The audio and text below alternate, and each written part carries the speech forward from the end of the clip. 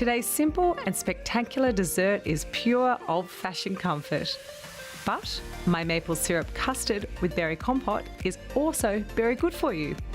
It contains a swag of powerful antioxidants and important minerals. Let's start with the compote, heating the berries with water and maple syrup in a small saucepan.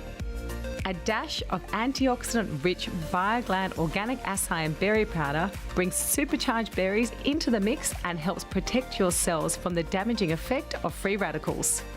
While the compote slowly cooks, we'll start on the custard by whisking 6 eggs with full cream milk and then adding the seeds of a vanilla bean and half a cup of maple syrup.